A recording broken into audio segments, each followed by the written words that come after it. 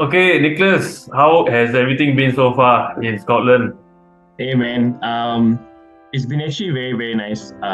The people here, the culture here is very different. Everybody Uh, greets you with, good morning. Like you walk through the town. It's not just at the school. Like you walk through the town, like you walk into the supermarket or something. People are just like, hey, good morning.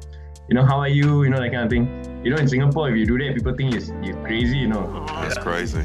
The culture here is very friendly, very nice, and it's a very vibrant place actually. Like the you can see the mountain views, you can see the rivers, everything is very nice.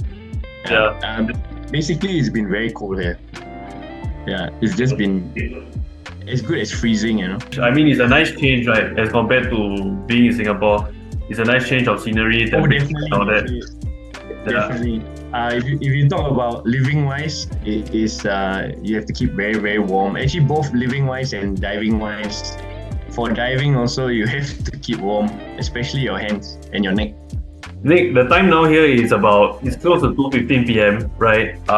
What time is it over there? In Scotland, where I am in Dunoon, is 8 hours behind. So I'm at 6:15 a.m. 6:15 a.m. now. So you are getting ready for training, correct? In a couple of hours or minutes. Yeah, that's right. The training starts at 8:30 daily, 8:30 a.m. So I still have a good 2 hours. Yeah. Thanks for getting up early and doing this, by the way. Actually, yeah, it's no problem. So Nick, we were talking about your training and everything, right? So we just want to know, right? Based on the training you've had at KBA training, right, or you're going through your level 1, level 2, has this helped you for the training that you've been going through now?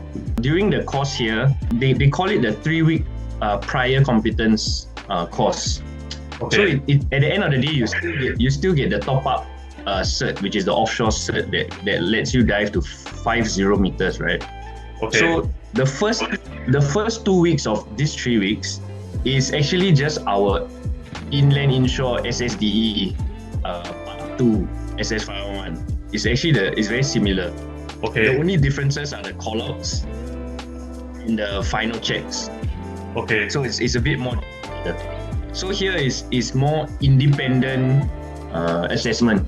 So in Singapore, right, like the diver does his own check, and then the tender does the secondary check, and then after that, you get tapped off by the supervisor or whatever. Down here is the diver does everything, and the tender just checks the harness and the umbilical is attached. The supervisor will do the tap off. And they have very different variations of the way they say things. Like we say bailout tested function during the pre-dive check. We do our comms check and all that.